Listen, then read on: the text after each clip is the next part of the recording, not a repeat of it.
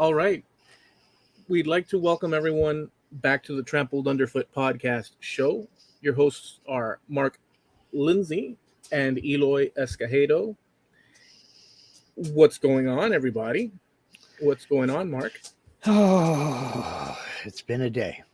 Let me just say, it's been a day. I have whole weeks where everything goes brilliantly, and I never think about it. I never comment on it because everything goes the way it should. Right. Today was not that day. Okay. Today we had to do two minor purchases, very small, less than $30 each. But the point is, we had to make those purchases. It started first thing this morning. I got up out of bed. Life was good. It was raining like a son of a gun, but hey, it's winter in Oregon. And I made coffee, hit the button, turned on the coffee maker. And I came back in here and kind of sat down and to try to shake the cobwebs out of my brain. Okay. About 10 minutes later, like I do, I get up to go outside, get up to go out in the other room in the kitchen and get me a cup of coffee. And the coffee maker had made just enough coffee to cheese me off. It never finished brewing the pot. Okay. So I had to take what it did make, pour it in a cup, top the rest off with water, put it in the microwave, heat it up that way. Meanwhile, while that's heating up, I'm unplugging and shutting off and playing around with the coffee maker. Nothing. Died. Over. Dead. Gone. Crap. Now I got to go buy a coffee maker. The problem is that coffee maker is about 2 years old. We just bought another coffee maker. And that one replaced another coffee maker that was about 3 years old. So, all right, fine. I get my coffee and I come in here and I sit down and I'm looking around at stuff. Linda gets up and I tell her, well, the coffee maker died. I need to go get a new coffee maker today. She goes, well, while we're at it, let's go get a new bathroom scale. I'm like, what's the matter with our bathroom scale? Well, it's doing this and it's doing that and it's doing the other, and I don't like it anymore. Let's get rid of it. And that brought me into the topic of planned obsolescence and why we put up with it. Why do we do it? Why do we allow it? Now, I know most folks know what planned obsolescence is, but it goes way back. It's basically, there is one reason for planned obsolescence, and that is for money. Because they know they could make something that would last 10, 15, 20 years. But then they will dial back on that and start using inferior materials or inferior components so that you will become a repeat customer all that much more quickly. So where we used to go down and buy a coffee percolator that was made out of stainless steel or aluminum or whatever that we put on the stove, and you would buy one and that would be it. It would last your entire lifetime.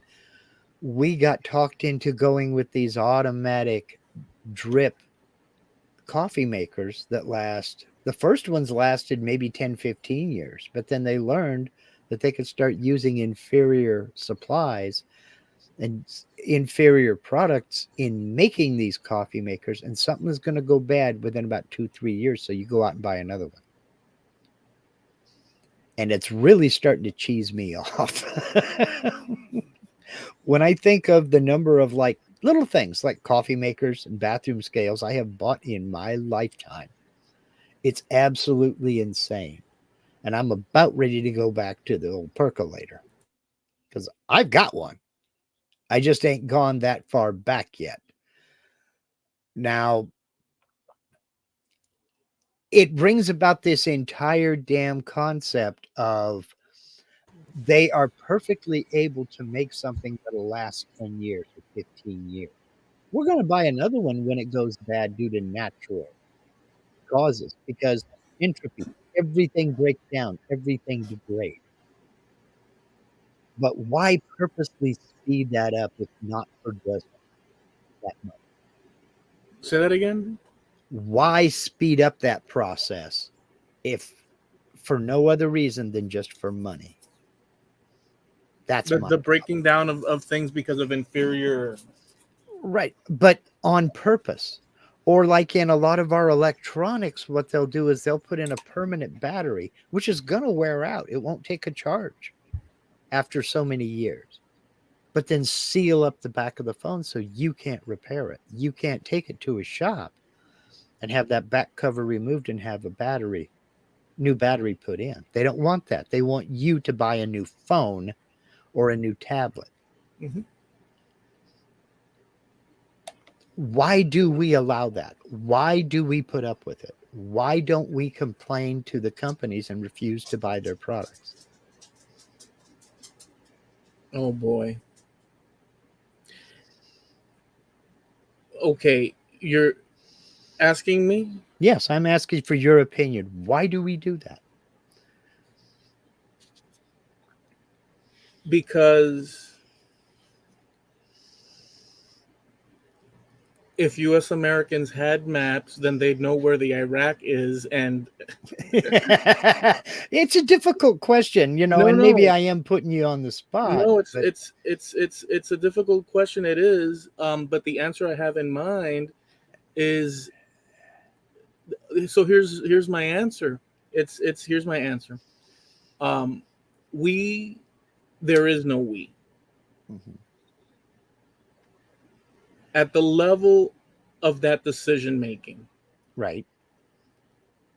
The we exists as some sort of abstract, sort of like chart thing. Mhm. We could be the American public, or we could be the locals. And since we're not a we can fall into that category, but in that category, we have all sorts of attitudes and people's Mhm. decision makings and whatnot. And so there's no real unity to put something to bed like that and say, okay, we're not, um, so they have enough ability to manipulate or to use that model because there's no unity in terms of a we putting up with something. You can use the we, but there's enough people out there that aren't don't have the time to stand up and fight, you know, Right. company X. And so they just say, you know what, I'm just going to buy another one. And then somebody will stand Right. with a protest sign, but the other guy's at home playing Nintendo. And so you can't control. We're basically um, at the mercy of our divided, you know, categories within society. We're at I, the I, I, mercy. I will agree with just about everything you said, and you've given some more examples without even knowing it. But the we is made up of individuals. And I know I get it. I'm a willing participant, and I did it again today because my coffee maker died. I want coffee. I wanted coffee tonight, and here it is. First pot out of the brand new coffee maker. So I participated again, Yeah. knowing, well, let me back up for a second. My expectation is that that coffee maker should at least last 5 years. It's not an expensive coffee maker. If it lasts 2 years again and dies, I'm going back to the stainless steel percolator on the stove and done with it. I've got one. So there's no investment in that at all. There have been a couple of, and I don't know if I'm willing to go this route. There have been a couple of countries that have enacted laws specifically on electronics and on washers and dryers and things, large appliances, basically saying that a 1 year warranty isn't good enough anymore. These people are paying a lot of money for these items. and they die a month after the 1 year warranty runs out. So from now on, you will give, and there's one, France said 2 years, and another country that I can't remember off the top of my head said 5 years. You will warrant those products and you will repair them. On your other products, you will put a label giving the average life expectancy of this product so that people can look at it and be more informed when they shop. Now, I don't know if I'm willing to go that route, but like, you've been having technological issues with your computer, which admittedly is pretty old, but you've also been having trouble with your AC unit. Now, there is no reason why you shouldn't be able to take that AC unit out and take it down to a repair shop and have it worked on, have it repaired. I'm willing to bet you they can't get parts for it, because that's another part of planned obsolescence. You buy something today, and in 3 years they discontinue that model and bring out a new model, and the parts aren't interchangeable, making it more expensive to fix that one than it is to go buy a new one. That's part of planned obsolescence, and it chaps my cheeks big time. And I'm wondering, and this is rhetorical, I don't expect an answer. Why do we allow that? Why don't we, as individuals, just let Samsung know, I'm not buying your phone because I can't go in and replace the battery in it myself, so I will not buy your phone. Or write to Apple and say, I am not buying this laptop because I can't replace the battery. I have to buy a brand new one when this battery dies. Yeah. It to me, I get it. I understand it. It's not a new concept. General Motors, under lead designer Harley Earl, back in the 50s, came up with the idea of planned obsolescence in styling. And there was about a 10-15 year period where every year, every car looked completely different. It was redesigned every year. So if you had a 1957 Chevy, it was completely different from a 58, which was completely different from a 59. The problem was it got too expensive to keep doing that, so they had to back away from it. But in 1959, you could see really easily who had the 1955. Oh, you got a 4-year-old, you're driving that old thing? So it was a matter of style. It wasn't that the cars were falling apart. I mean, there's still 55 and 56, 57 Chevys on the road today. It was just, now it's out of style. And it just got too expensive for them to keep that up. But that's just one example. It's craziness how we're so willing to accept that, wow, we live in a disposable society. Yeah, because we keep buying the disposable products. It just, yes, I'm on a rant. Yes, I'm cheesed off today.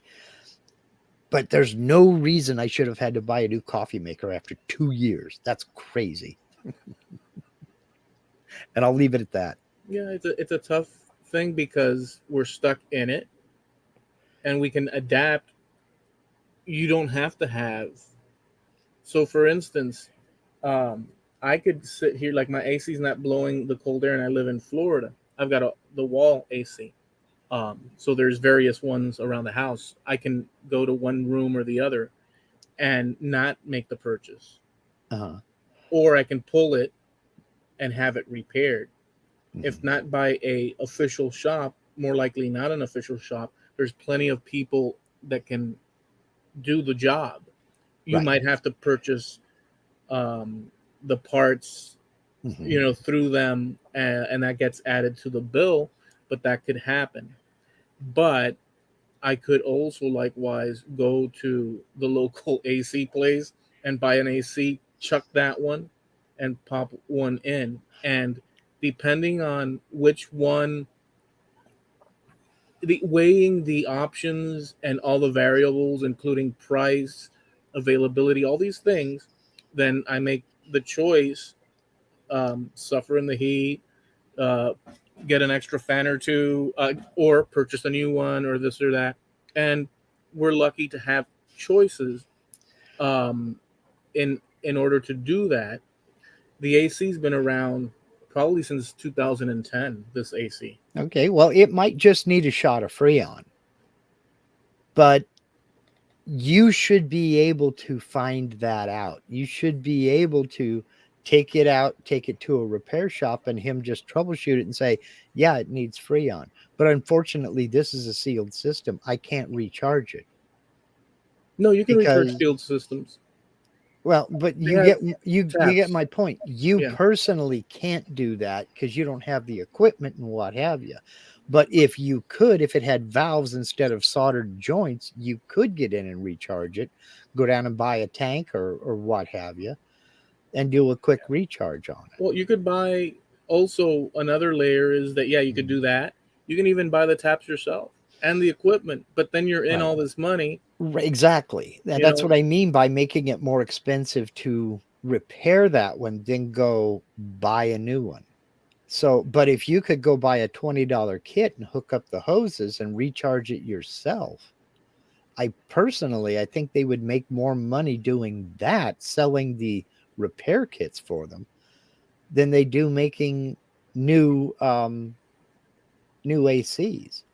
Then again, no, they don't, because when it dies, it dies. And now you got to go buy a new one, or as you said, take one out of another room that you don't use quite as often.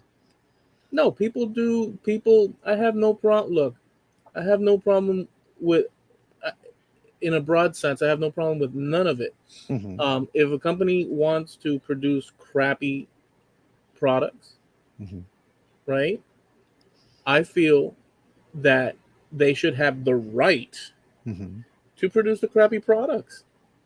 The the the onus, depending on what the scenario is, but the Right. onus of quality and purchase is on the purchaser.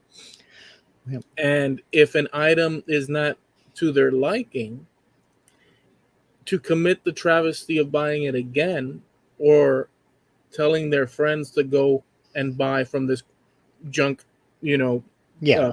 company. So I think that they should be able to put out, whatever they want. It's in their best interest to put out good things, but Right. save for that you're saying, where proprietary things that you can't repair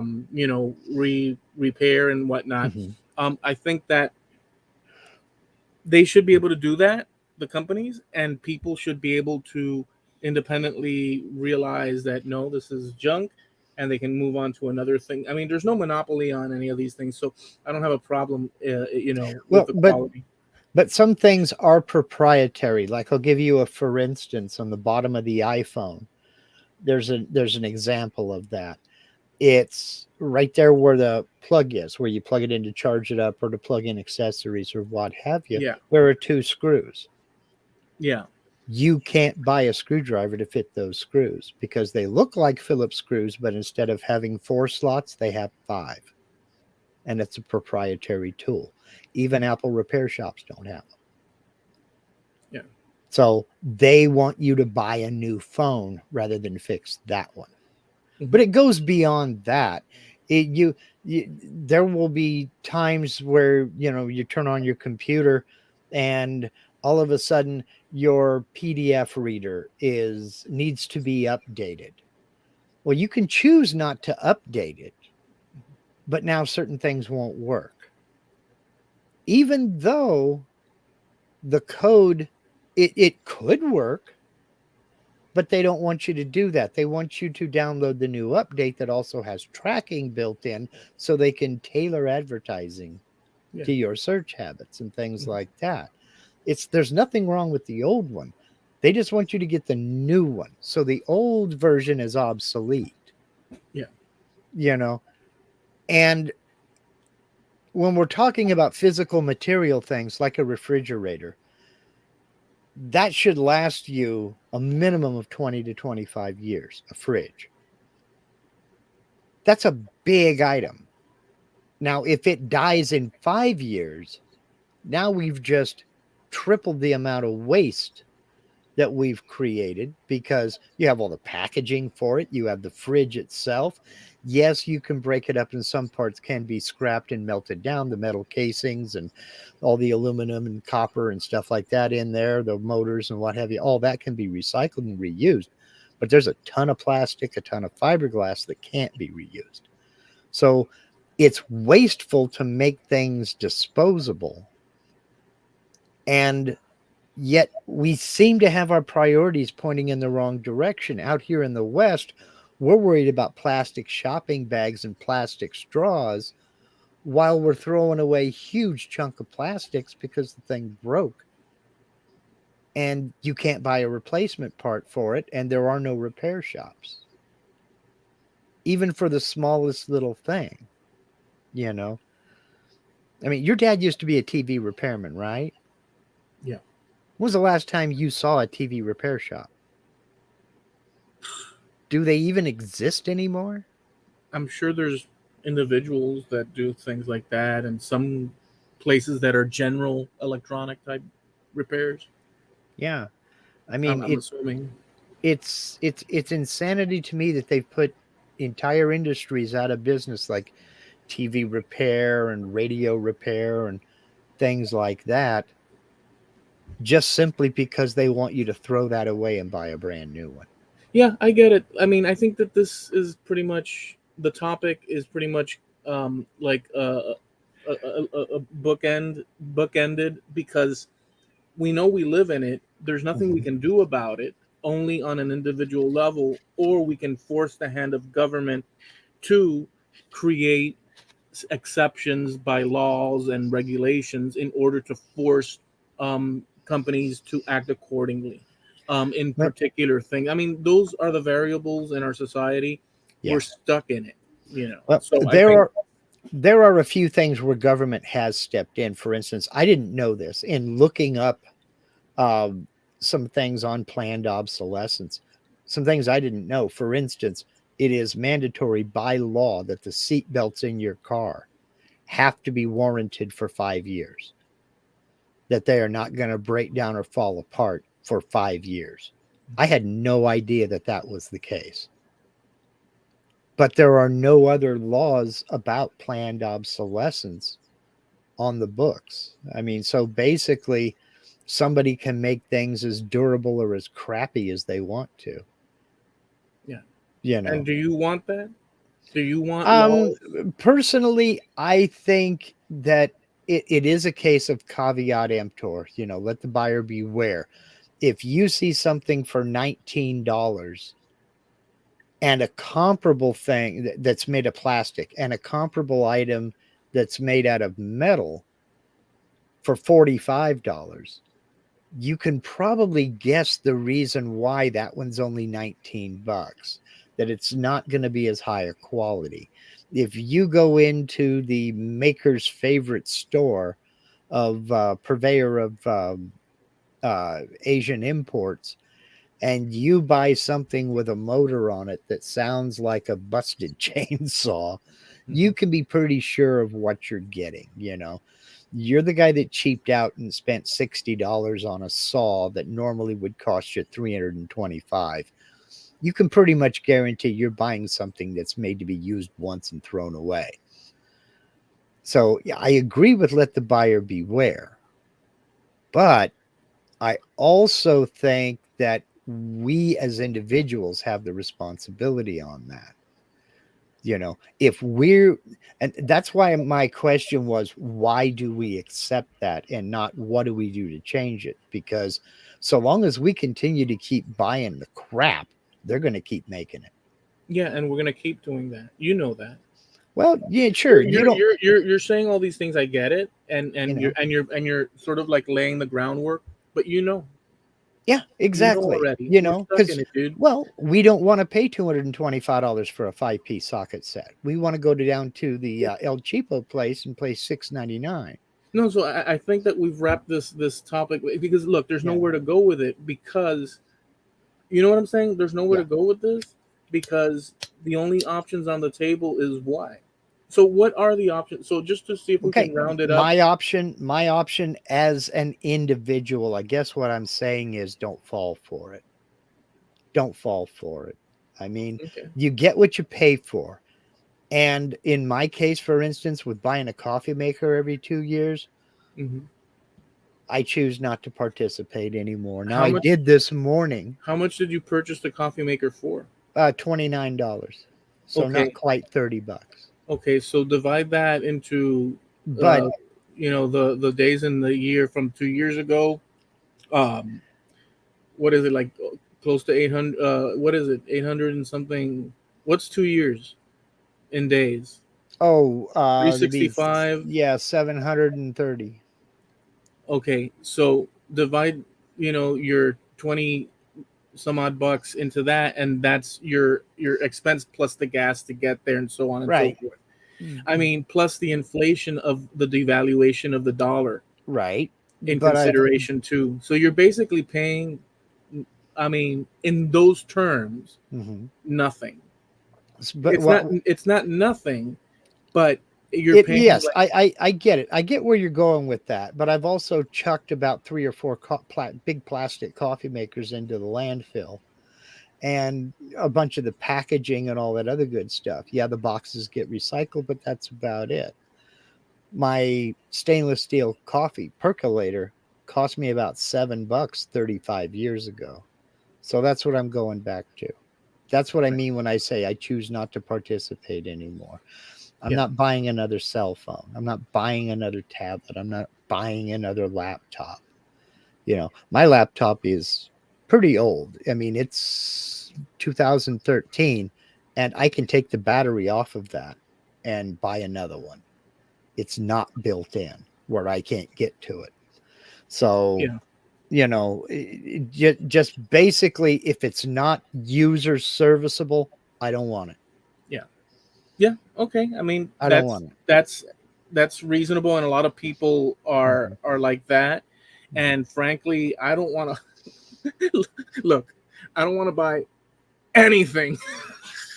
I I'm don't with want you. to buy anything. I want the my computer and my AC. Well, actually, I don't want to, but this is an important thing. But other than that, if I make a decision to buy or not buy, or buy the cheapo, as opposed, I mean, I deal Now, with the consequences myself, and the next guy that's might have a different consequence, and That's true. Now, you asked me about government involvement. I would yeah, support one thing and one thing only on this score. right, And they make all kinds of warning labels for everything already on our packaging. I would be in favor of something on the back of the box or at the bottom of the hang tag for appliances that says whether it's user serviceable or not, just so you can make a decision. Now, a lot of times you look on the back of the item itself, it'll say no user serviceable components inside. But you don't know that till you get it out of the box and look on it. Just put that out on the label. That way I can make a more informed decision. but that I mean, look, Now, there are some industries that already do that. One of the things we bought today was a bathroom scale. And on all the boxes of one manufacturer, it said right on the outside of the boxes, requires 2 AAA batteries or requires 2 AA batteries. But other manufacturers, they didn't have any of that stuff. I can make an informed decision on that. Now, they did that on their own. So I bought from that brand, knowing that I can replace a battery by myself, you know. yeah. So that's a bonus for them. Now, I'm not saying that they need to make a label that says this takes 3 AA batteries or anything like that, but it should at least tell you whether or not it's user serviceable.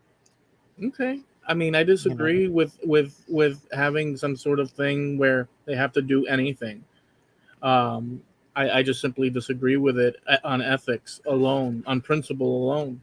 well, Although that stuff exists in other categories, but and and I we don't could want and more. we could argue whether that you said ethics. We could argue whether keeping that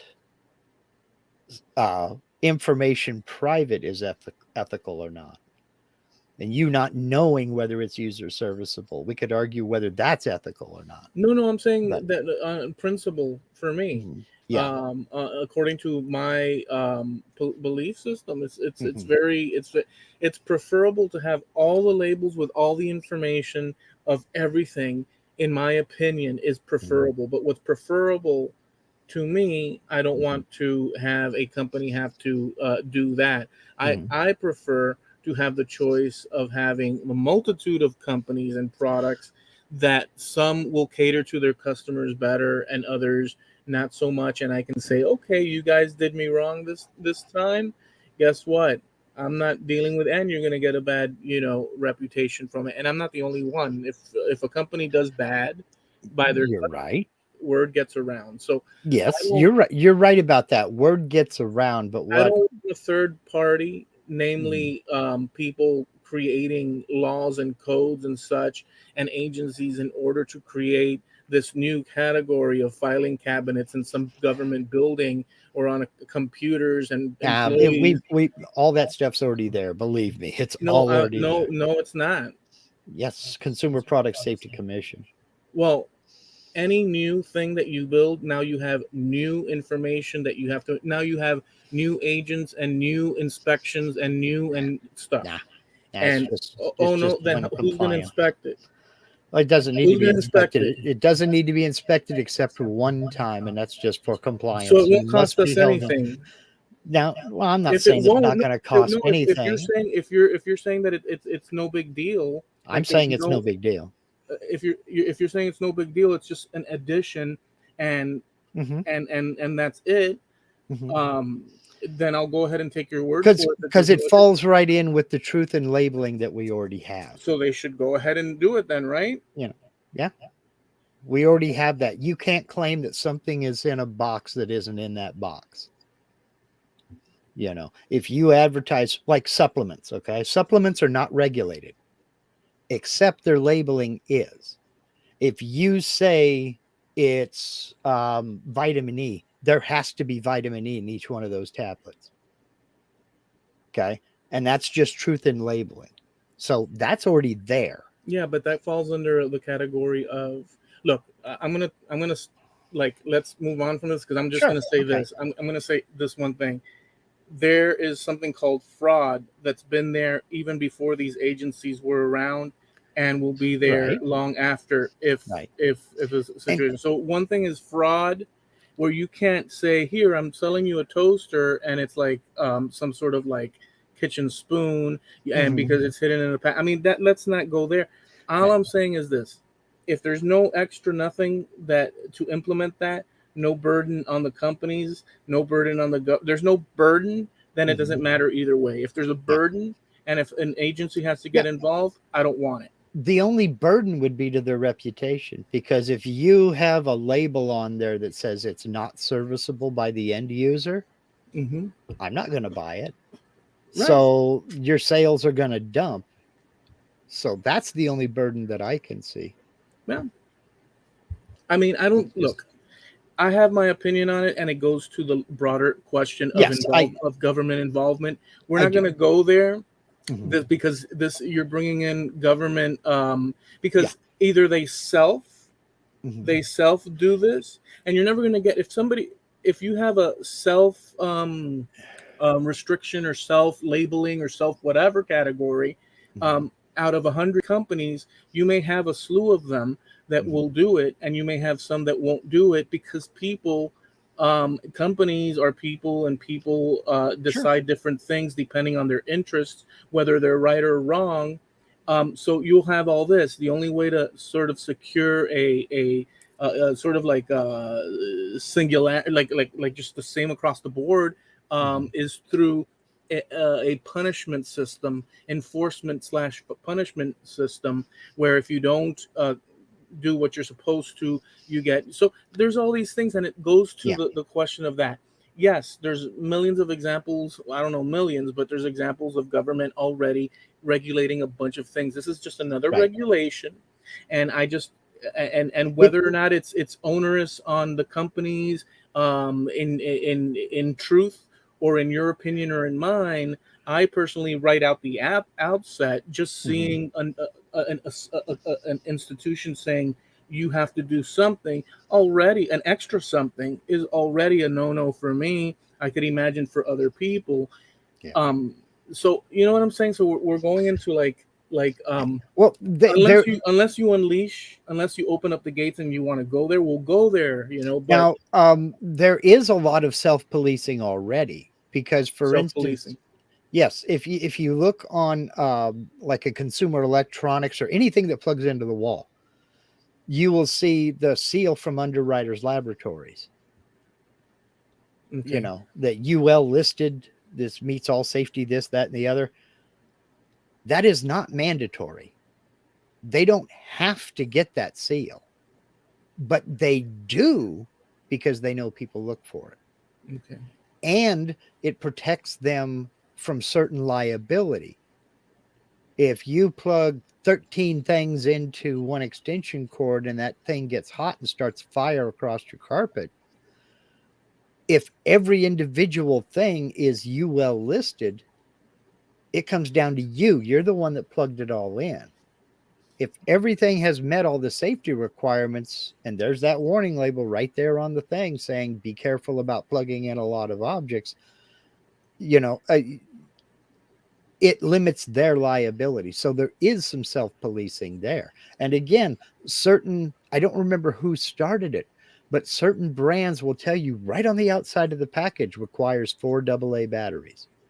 So now that you've got this thing, I don't know if you remember Christmas morning, waking up and opening up your toy robot and, it needs batteries. And of course, everything's closed because it's Christmas. Yeah. Well, some company decided to put on the box requires 4 D-cell batteries. You can grab them while you're grabbing the toy robot and go home. And then everybody's happy.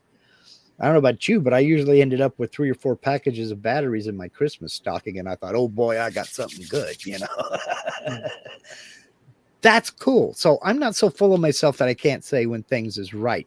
You companies that are putting the battery requirements on the outside of the box, so we can see it in the store when we're passing the batteries, we can grab the right ones. You're doing it right. Thank you.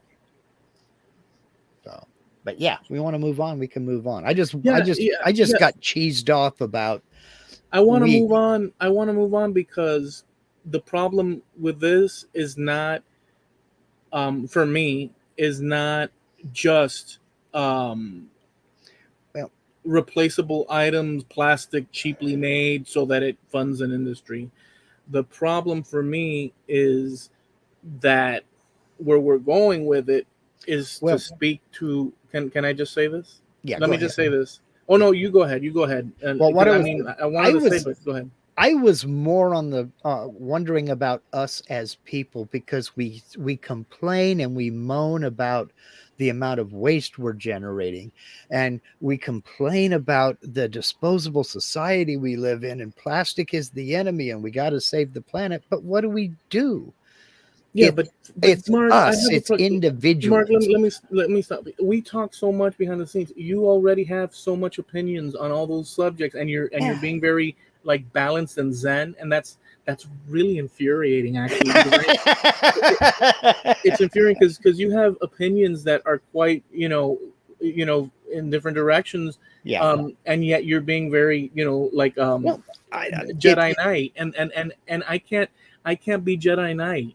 I have to go ahead. Because it's hypocrisy for us to get bent out of shape about plastic straws and plastic bags, when that is not the majority of the problem, I guess, is my problem. And my problem is with people. Okay. There you have it. Yeah. Finally. Yeah. My problem is with people. And if you want an example of that, go look at. Thank you. Wait. Thank you. I feel it's such a negative. It's actually quite the aggressive stance to take, what you just said. But I feel within that a deep fountain of relief from all the Yoda the Yoda that you just came out and like spilled it out, and I'm like, I'm trying to make it relatable. Now I'm with you, Mark. Now I'm with you. I'm trying to make it relatable and get people to think about it. See, I have a problem without pointing fingers. No, see, I have okay. So now I will point fingers and say, what are we doing? What are we doing? Come on, man. Do you believe here, let's get into this. Do you believe that people are smart enough, according to you? I know the answer to this. According to you, to make their own decisions and make the right ones? The public at large? Yeah, and to make the right decision. I think they're smart enough to make a decision, but to make the right decision is subjective. So I can't go there because, maybe me buying that El Cheapo coffee maker 2 years ago wasn't the right decision. But why? Given the options that I had at the time, maybe it was the right decision. It's subjective, Well, wait a second. You enjoyed it for 2 years. I did, and I hope to enjoy it for 2 more. It conked out on you. You enjoyed it for 2 years. The inconvenience of it conking out. Well, we don't want anything to conk out that we purchase. In reality, we don't want any conking out because what good is that? So we don't want now. We're aware of the conking out probability. You just don't want it so close to the date of purchase, which is that's reasonable part of it. Let me just say it's a very reasonable thing to expect from a product, and hence you get into your problem. But you're saying people and making decisions and such and this and that. Okay. Go ahead. Part of it was, yes, the fact that it conked out. The other part of it was make it to where I could take it apart so maybe I can fix it. Okay, yeah. So we can't control companies, generally speaking. Yeah. So we can't control, we can influence through popular demand or infamy the direction of a company. We can do individual protest and call the company like I did. Recently, Ancestry.com, I have my whole family tree with individual, paper trails in each icon, and you can navigate. They went and changed the whole layout of how you navigate the actual tree, where you have to click one arrow, open one arrow. And now instead of being able to click and open up and see the vast ocean of different the whole ancestors, tree. Now you have to, in order to get that same view from as before, you have to click one arrow at a time to expand. And I wrote them and I called them on the phone. Yeah. And I laid it out on them. I'm just one guy from millions of users. If they lose revenue and a majority of losers and a majority of users drop out, like I'm fixing to do, I'm going to have just the basic run of the mill because I'm not, they did something that I disagree with. So if a company, this is just an example, right? If they do something and enough people hate it, they're going to feel it because what they're doing. I mean, it's just a whole capitalistic function. Yes, and that you're 100% right. And the difference is you're letting them know why. We have to do that.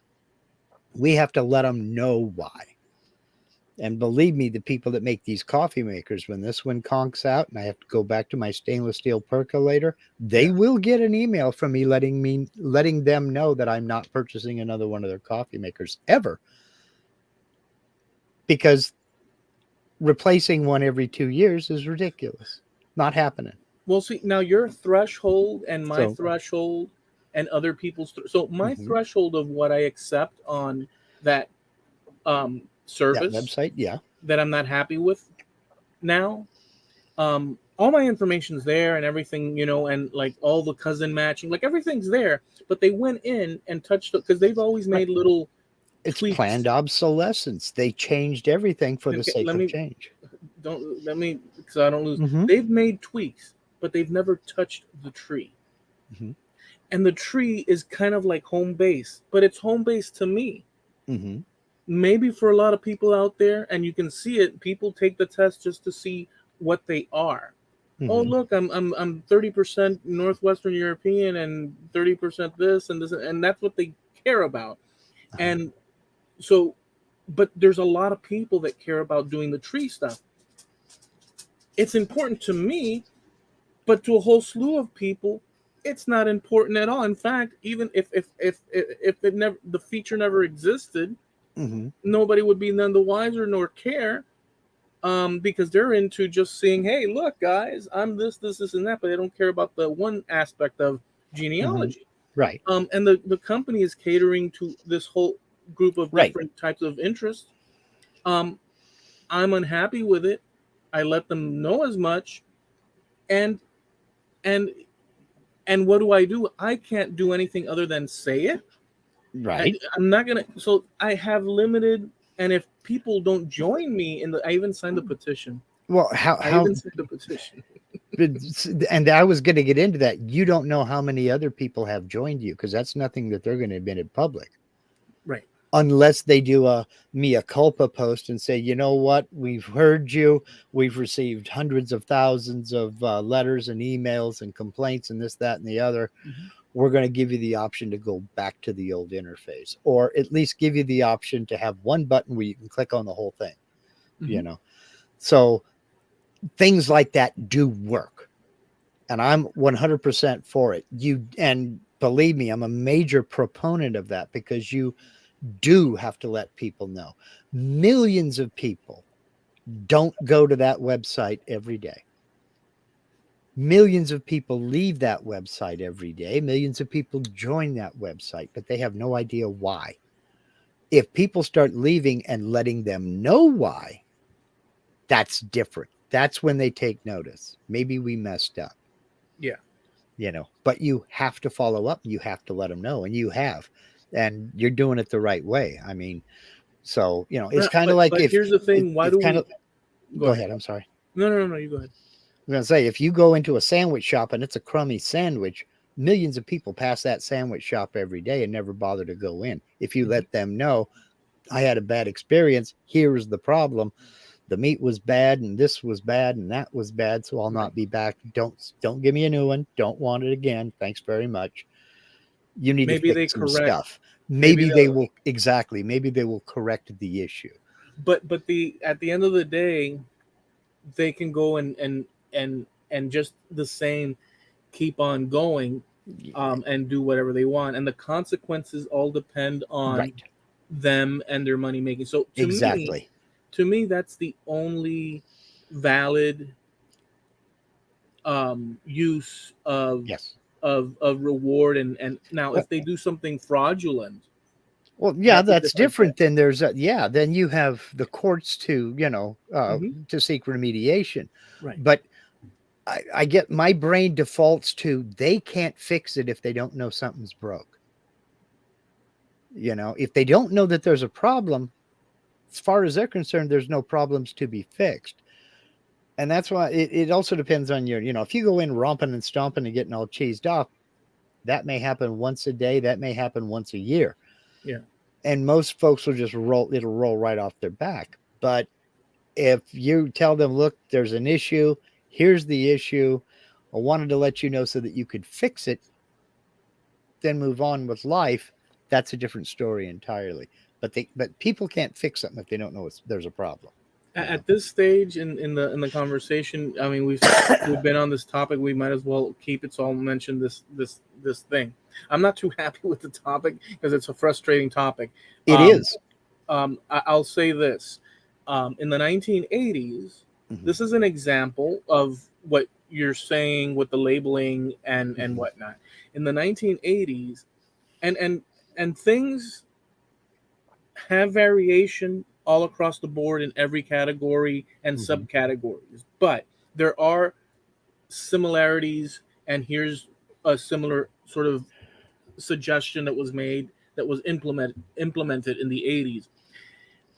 In the 80s, rock and roll, let's add some rock and roll to this. CDs and cassettes and albums, there was an explosion of like the heavy metal and also the rap, using a lot of cuss words and things of that nature, and maybe themes that were a little bit on the phrase of what the previous generation would have even imagined that would go in a album, you know.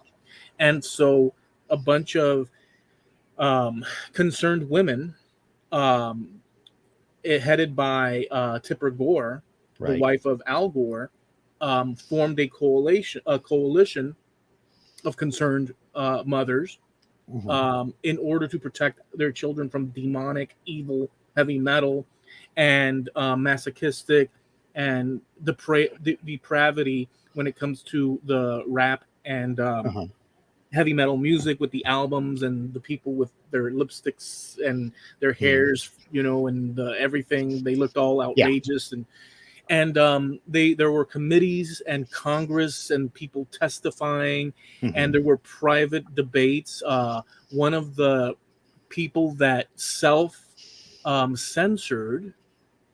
to a degree was Frank Zappa, although he didn't call it self-censoring.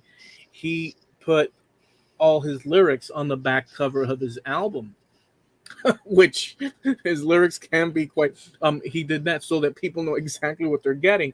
And so he had ideas about that. But he had debates with these pro-labeling people. The solution was that to put a label, parental warning, on the label. And the idea was that way parents could better make decisions for their children. Kind of like the movie theaters and this and that. The rock and rollers were all up in arms. The rappers were all up in arms. And your you know, coalition of concerned mothers were like, no, we need this, we need this, we need this.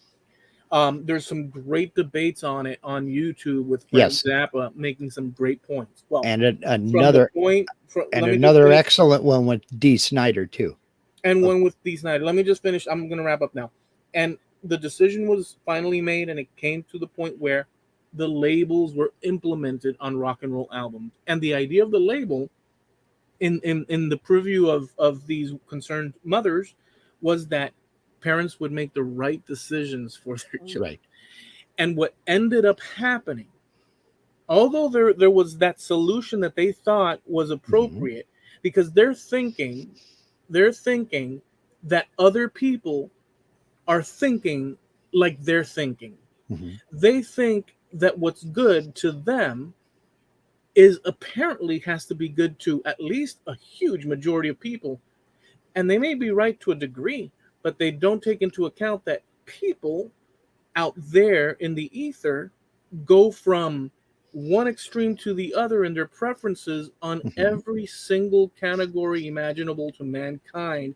And there's no one human being with a brain lodged inside the casing of their skull that can preview that can know ahead of time or imagine what, let alone one person or 1,000 people or 10,000 people or 1 million or 3 million will decide concerning religion, politics.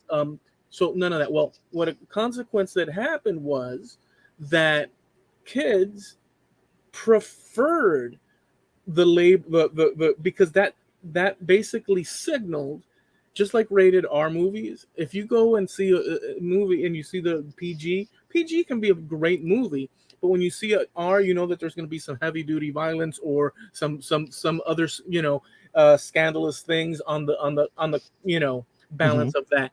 So you're like, oh, that's probably has a little bit more this and that going on. Not necessarily so, but in the case of music, the kids went freaking. I was one of them. I didn't want the brand. I didn't want the one with the sticker, and all sorts of albums where everything was labeled with it. So when we make decisions for many people,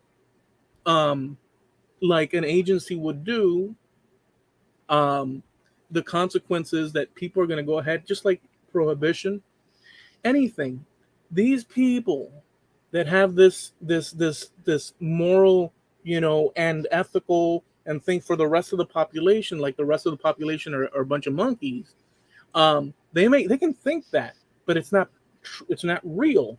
What it is they are controlling and Well, control freaks, and they want things ordered well, because in their mind they can justify it. I can see both sides because there is a movie rating system, there's a TV rating system, there's a video game rating system. Music fell through the cracks. So I can see that. But I can also see your point, and it goes beyond that. The kids want, oh, it's got the label. I want that one. I don't want the other one without the label. I want the one with the label. Then it comes down to mom and dad. Mom and dad make the decisions because they have the money. But it went beyond that. It failed miserably, not just because the kids wanted the one with that label. There were groups and musicians who made the entire cover was that label. Yeah. That was the front album art, was that label. So that little label didn't mean anything. The entire album was plastered with that label. It backfired on them big time. And it was dropped. That label is no longer printed. It was dropped because of the ridiculousness involved. People saw that it was a sideshow. It was a circus. Nobody took it seriously. Now, there were some parents who said, yeah, I don't know. I don't want Susie listening to this.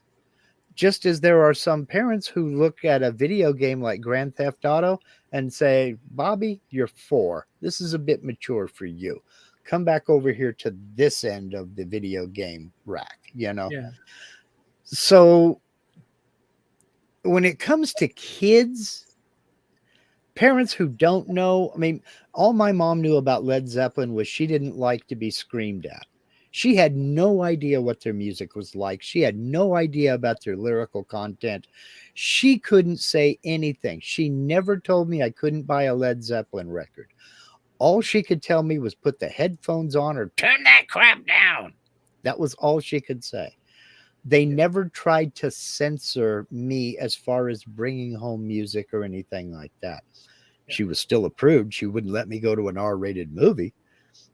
But, there were so many movies I wanted to see. What she didn't know is I went anyway with other friends. But the point being was that whole scheme backfired. And sometimes that's the only way to get rid of something like that is to ram it so far down their throat they choke on it. Yeah. Then they change their minds and go, well, you know what? Maybe this was kind of stupid. No, but people double down. Yeah, some people do double down. In general, and the problem is that it's not wrong to double down necessarily. It's not right to double down. Everything depends on the perspective of the person, on how much pain they're willing, or what you say, what hill they're willing to die on, right? Or what you say, it's all relative. And because everybody's operating from their particular vantage point, and self-interest or lack thereof, right? We have this mess that is going to be a constant, which is people constantly pulling and tugging at different ideas, different measures, different what's decent, what's not decent, what's ethical. You're going to have a continuum of contradictions amongst the population, right, and pockets of, and because of that, just to I guess round it up, and because of that, to go back to your original thing, the solution to a problem where this sort of like recyclable, what was the term you used? Planned obsolescence. So this idea with planned obsolescence, we're in it, and there's a bunch of items, I mean countless items, that nobody escapes on every count, because it's literally the junk that our lives are built around. And so, and so we're stuck in it. yeah, and that's where I was trying to go with this, was unstick yourself. Because at the end of the day, we're the ones that make it happen. We are the ones who buy the products. I'm not saying go out and buy the more expensive stuff. Just look for an alternative. Now, if you need a screwdriver, you need a screwdriver, and nothing else is going to do. You can play around with a butter knife if you want, but all you're going to do is mess up the screw and screw up a butter knife. So I'm not saying that at all. What I'm saying is that check out the alternatives and do a little bit of homework. Because, for instance, me with the coffee maker, yeah, I could go down to a restaurant supply store and I could buy a $2,000 professional grade coffee maker. But to what end? When I could buy a $9, which I already have, stainless steel percolator and not worry about coffee makers at all. So all I'm saying is, let the buyer beware. Do a little bit of research. And I guess don't complain about being a disposable society and continue to buy disposable products. That's problematic in itself. I see Well, I see the solution or I see those, especially that one. Um, I say keep complaining if you so don't want to. complain if it's legit. Yeah. No, even if no, I say this is where we differ on this point. I say, now I'm not saying that I prefer this, but in terms of the principle of the matter, if it is in your heart to unreasonably complain about something that you had total control to avoid, and you will appear stupid as hell in complaining because it's circular, but that's your thing, freaking double down on it and go on it. If you get the light shined in your light bulb head and you realize the errors of your ways, so be it too. All I'm saying is, unless, so I don't, like, for the public at large, do that which is in your nature and double down on it fivefold if that's what you so desire. But if you're an individual and you're maybe my friend, or you're maybe my family member, or maybe I have invested something in you and our relationship and our friendship, I will give you the best. But to the public at large, the public at large is basically no one and everyone, and Yeah. and so I don't, you know what I'm saying? I don't, in terms of that. Yeah, you have the right to say whatever you'd like to say, but Yeah, it's hypocritical to sit there and complain about a disposable society when you keep buying disposable goods. So either do your research and buy better goods and stop partaking in the disposable society. Now, true, we are trapped. We are at the mercy of the companies because they're going to put out what they want to put out. But where there's an alternative, look for it. Obviously, there's no such thing as a perfect, the perfect circular saw is not out there. It doesn't exist. Everything goes obsolete. Everything's going to need repair. But to purposely design it with a plastic bushing instead of a metal bearing, knowing that it's going to die on you after 10 hours of use versus 1,000 hours of use, to me, that's on us to investigate that, and that's all I'm saying. Investigate it. And if you're sick and tired and you keep complaining about a disposable society, do your research. But there's also another thing too. There's people, because, and this goes to the point earlier. There's people. So what you find value in, you've mentioned generally today, and that's something that you purchase, which will have a long life, sufficient for you to get your money's worth, and maybe then some, if we can have it. Where Well, and perhaps let me finish my thought because I got and perhaps the ability to repair it and right. just That's all. all these things now. Um, but there's people out there that will see that awesome item and then they'll see the equivalent, and because surely the color of it, Yeah. or it's got little Yes. floral designs and a Yeah. little bushy wiggly Mm-hmm. wiggly antenna or whatever the heck, Mm-hmm. they're gonna pick that knowing very well that the other thing is the better machine. The And other one might be on sale, and that's what I mean. some people out there will still buy the inferior product, Yep. and that is why Well, we can't really do anything. no, We're trapped in it as a group. and that's why I'm saying as individuals we have to do it. As individuals. No, you can't control whether somebody's going to buy it because it's got pretty flowers on it versus the one that's black or white. No. I mean that's that's fine. Yeah, But like a Makita. Like some people but like the blue Makita, and if you mhm. tell them, dude, the DeWalt one, here's the stats on it, and Yeah. the person that's a Makita Oh guy no, maybe no, no, has a, no, no. Yeah, he's I gonna won't. look at you and he's Yeah. gonna say, let me tell you something right now. Makita's the best, and he says, no, but look at the instructions here. Look at the chart here, and so Makita, and they're not Yeah, gonna I get listen it. to I get it. And they deserve what they get. You get what you pay for. All I'm saying is for us individually, and this comes back to my broader point about you. being tough on your own opinions, is because I was invested in Porter Cable Tools. Yeah, right. But I was basing that opinion on tools that were made 40 years ago, which are not the same tools that were made 10 years ago.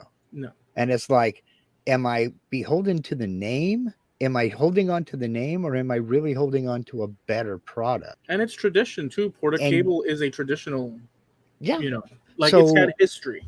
yeah, and you've got to be a little bit more, I guess, introspective about that. Is, now if you've gone out and you've bought a whole raft of, cordless tools and you've got one battery format, then it's a little bit different Right. of a decision to make, Yeah. because now you got to replace all those batteries and you got to replace all those tools that or have 52 different battery chargers on the wall. But that's down to you. So I don't know. I guess what I'm getting at is kind of look at stuff, be a little bit more selective, be a little bit more introspective, and do a little bit more research. That's all. Yeah, I And as can't help and it. as and as far as complaining about stuff is concerned, some of us are just tired of hearing it. Yeah, I know they got the right to speak their mind, but they also have the right to shut up. They do. They do. It's just that, it's just when it comes to choices and whatnot, Mhm. I know what I would prefer. And sometimes what I Sure. prefer is dependent on pricing, and all sorts of different other Yes. issues. It's not just what I prefer because I'd prefer if I was driving a car. I don't know. I'd probably prefer a Porsche 911. Well, Porsche 911 is not the best car in the world, but guess what? I have a preference for the Porsche 911 since I was a kid because I had a poster with two chicks in bikinis standing by a Porsche 911. and in speed on, brother, have a good time with it. Right, right. It's personal choice, Yeah. and that's great. I'll give you an inside baseball, and then I'll wrap it up here. I deal with people all the time asking me questions about a specific software that's used in my hobby, CNC routers. Yeah. It's so expensive. It's so expensive. It's so expensive. Yes. Are there any free alternatives? There are a lot of them out there. But don't ask me to help you with them because I've never used them. I've never used them. I don't know a thing about them. Well, how can I do this with this software? I don't know. Right. But you're supposed to know. No, no, no, no, no. I never said I was an expert on anything. I know this software. I don't know a thing about that software. You're on your own. Yeah. Oh, Yeah. you just want me to buy that. I don't want you to buy anything. I, I can't say it, but when it comes to certain people, I want them to leave me alone. Yeah, you can't But go outside of the sphere of yeah, what you know, you know, and offer but that. If you're ethical, you mhm. can't say, "Oh yeah, that'll work," because you don't know because you haven't yourself No, and delved into that. and Yeah, we're talking about expensive equipment here. I don't want somebody to damage something based right. on a guess from me. Yeah, So, that's reasonable. I'm not trying to get anybody to buy anything. I got no interest in that. I'm not an employee. That's the software I bought. I know how to use it, so I make tutorial videos on it, and that's as far as it goes. Yeah, I'll conclude with this on my end then. Okay. I don't disagree with you really that the more information we have on a product, particularly if it's put on the back or the box or whatever, and it's explicit, and so that we know what we're getting into and some of the possibilities. And you're right, some many brands do that already, but some do not. I can't disagree that that's a beneficial thing. So in itself, I can't. The only thing is that it it it makes me curl up and I get a chill up my spine thinking that agreeing to something, not agreeing with the idea, but I guess supporting an initiative that'll give a job to do to some sort of political, some governmental agency, giving them a little extra job to sink their little teeth in, whether good or bad. I don't. I find it just uncomfortable as heck. So my default position is always no to everything. But that's my personal, and I have the right to have it, right? I have the right to think and do as I choose within the scope of what my rights allow me to. Beyond that border affecting other people, that's a different story. And so I think, let's not give extra work to the government. Let them take a vacation. I for the most part, I agree with you on that because I'm with you. But I figure it this way: all of that is already in place. They run the design of the label by the approving agency. They stamp it. The box is printed and it goes. They're doing that now anyway. So just let them do the job. They're doing that now anyway. Right. Just let them do it. Mm-hmm. Yeah, just give them, just go ahead. Yeah, okay. Well, it's like nutrition labeling. Did you ever find it funny that there's a nutrition information label on the back of a candy bar? Is there anybody that buys a candy bar thinking that this is nutritious? No. But it's required there. But granola bars could be nutritious, although they're high in sugar and carbohydrates. But the same information on that granola bar has to be on that Snickers too. Yeah. Well, look, I'll tell you this. We're a population. I'll tell you this. Yeah. I'm not oblivious to all that because I do shopping as well. So that's what I'm getting at. It's already there. No. I understand we live. I mean, come on. I understand we live in a world that's already tugging along with in place acres of different things. Like, I'm quite aware that we're living amongst items that were built and made and things that are regulated and re-regulated, and like, I'm aware, and that's why I said at the beginning, we're stuck in it. We're stuck in all of it. So I'm aware we're stuck in it. This is how it rolls. I get it. You know what confirmed it for me? What confirmed it for me was the label on the back of a can of Planters dry roasted peanuts. Product contains nuts. Yeah. They have to put that warning that your can of peanuts contains nuts. Yeah. In case you were hoping to find the can of peanuts that didn't have nuts in it. So if you have a peanut allergy, you won't grab the wrong one. Well, at the same time, you can't assume people are stupid, because you really can't. You could, and I'm not saying you. Well, I'm just saying in a general sense. One could, I'll say like this, but I'm not saying you at all. One could assume. So from my vantage point, I could easily make this. If I were arrogant enough, and I'm not. I don't. The older you get, but I don't consider myself, and I could be wrong, but I don't assume. Even when I assume it, even when it's at first glance, it strikes me, I draw that back. It's a behavior that I do. I draw my assessment, because there's no way that I could know the full breadth and length and depth of a person's inner workings, their mind, and their capacity although some signals are too strong to ignore. Yes. I will say that. Yes. But True. But just like we can't assume that the public at large is, and this is a broad category statement, that the public at large is incredibly smart. We can't assume smart. We can't assume stupid either. We can't assume any of these things. And the fact that a label of a peanut jar has the label that's and that The says warning peanut jar, label that says warning contain nuts. right, just that fact, you know, can demonstrate that there's a contingency of people out there that are oblivious to the fact that there's the possibility that it contains peanuts when you can see the peanuts in the jar. So there's all sorts of people out there, and I can't account for other people regardless of what my assumptions are out towards the world. And I would feel very comfortable thinking that I am the one that knows clearly, okay, and understands things clearly. And I think that I always try to understand things, but there's a thing called bias and all this and that, and we're human. But it would be more comfortable for me to think that, yeah, all these people are freaking stupid. What's wrong with you people?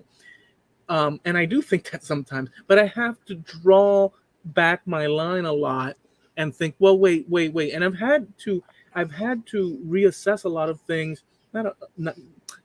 It's hard to reassess because you have to turn the mirror and say, no, you were wrong, and stuff like that. So when it comes to people, this is in terms of that, but it can apply to everything. Yes, sometimes you think to yourself, I don't need a lot of math to tell me that this guy over here, somewhere out in Miami, is a complete idiot. But there's always redeeming qualities that we're not aware of, intelligence-wise and stuff. So we have to be careful, or at least I try to be careful, unsuccessfully a lot of times. You're surprising me here. Why? Because it sounds to me like you're in support of that government-mandated label, that government-mandated warning label, product contains nuts. Because I can see that's what it is. No, I can see I can see the reasoning behind it. Mm-hmm. I can see the reasoning behind it. Mm-hmm. Okay. Yeah. But all this that I'm saying is in terms of me out towards the world. When it comes to an agency, it was right. No, when it comes to an agency, then my go-to assessment is the ethical problem of just the basic original tenets that one with the least involvement, the better. But but I do understand the reasoning. Yeah, there's people out there that may not. But this is an example of that. The government agency decided that there are a lot of people out there that have nut sensitivities and nut allergies. So they made this little blanket statement that says if your product contains nuts, it must have the warning on it that says this product contains nuts. Yeah. And planters, to get their label past the folks, put on a can of peanuts that it contains nuts. Yeah. Like the big label on the front that says peanuts wasn't enough of a warning. You had to turn it around and go, no, I can't buy these peanuts. It contains nuts. Yeah. Put it back on the shelf. And what if they don't read English? Well, in any event, I understand it. I understand it. And there's also the protection of being sued, like the McDonald's coffee situation. So I understand we live in this world and it is what it is. And here we are. So I understand. And all it takes is one little problem with one incident, with one product, for a court thing to occur where the company now has to adjust and protect itself from any future actions due to a mislabeling or this or that.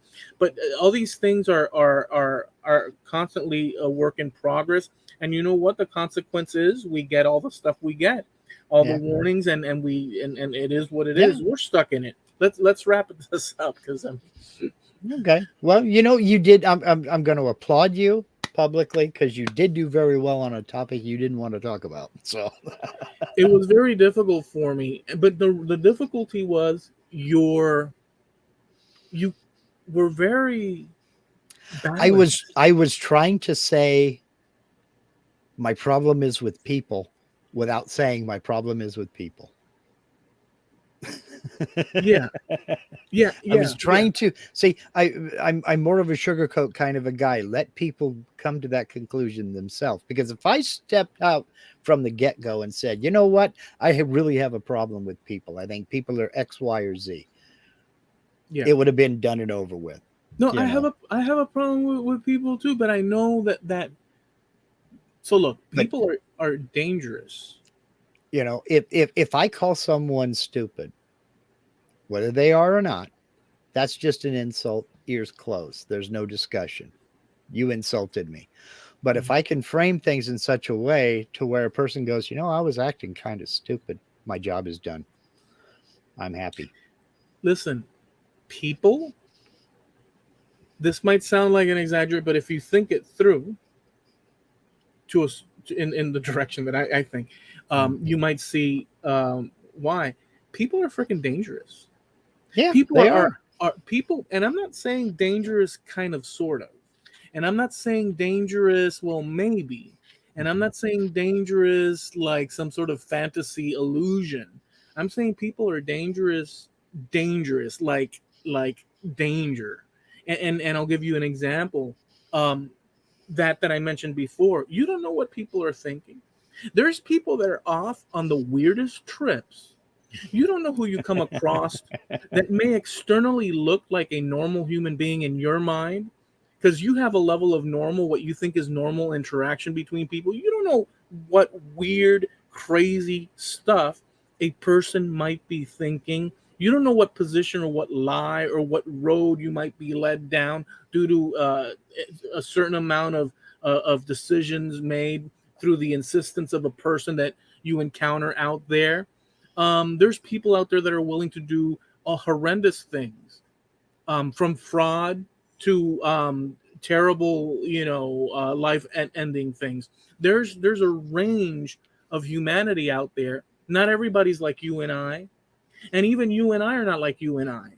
Yeah. It's such a complex thing. So human beings, the fact that they can think and connive, the fact that they can randomly switch actions, the fact that they're unknown variables, you can speak the same language with a person, and certain words have different. We've had that exchange Yeah. before in the past, but we're within the realm enough to sort of question. Well, wait a second. This word, this is deviating us in this direction, but I don't feel that that's right. Hold on, and we work on it because there's some sort of. I don't want to give us so much credit and stuff necessarily, but there's some sort of level of understanding, education wise, whatever that might be, where we can sort of step back and sort of deal with something. And so, but there's people out there that they hear a trigger word and they're like the Manchurian candidate. Mm-hmm. You've seen people that go off the rails just with Yeah. one little trigger. Yeah. Oh, Who yeah. are these people? These people are animals. So people are dangerous. At the same time, people can be incredibly awesome and not dangerous, and just good people and positive and helpful. So there's all that.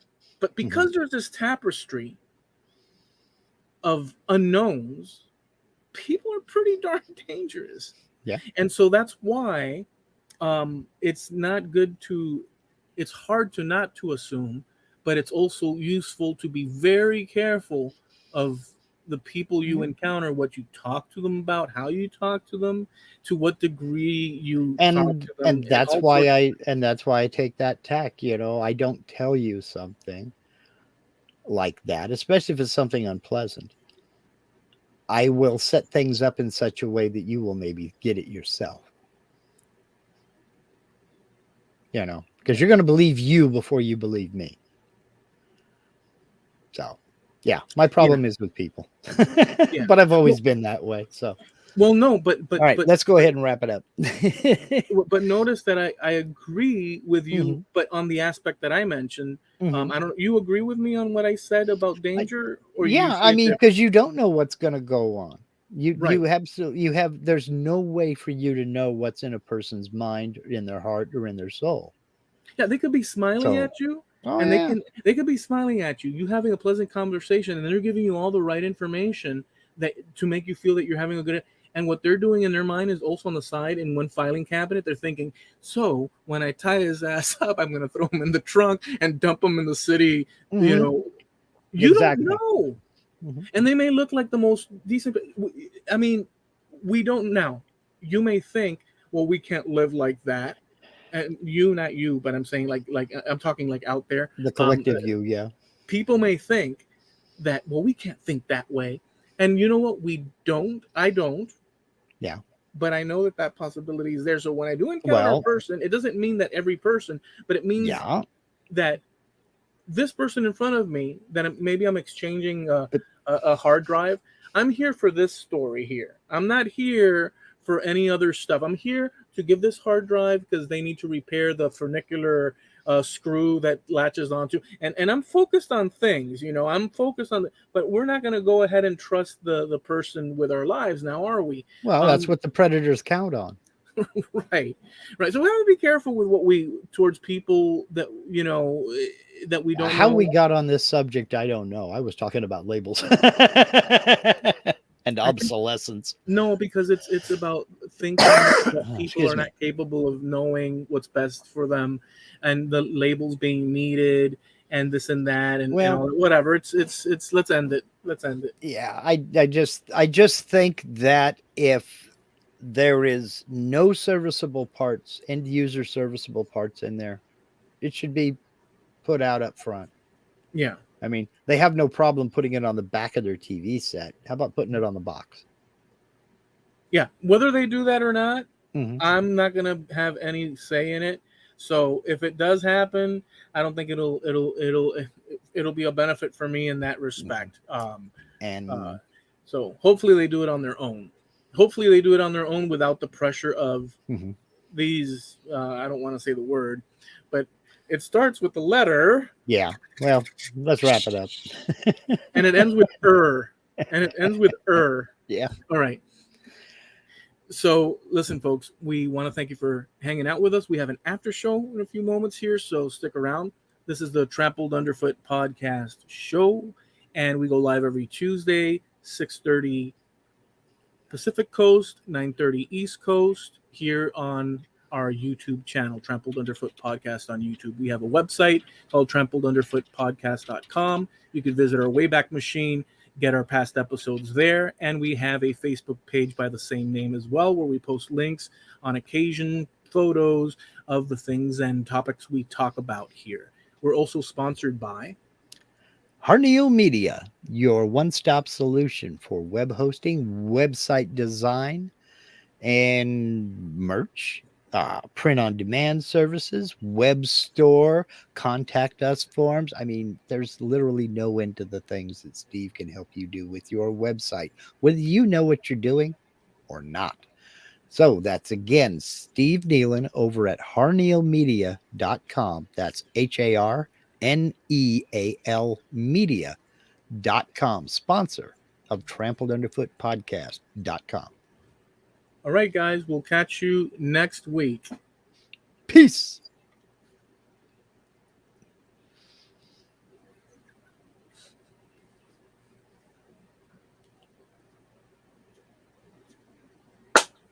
That gives you a nice long break. It's your edit.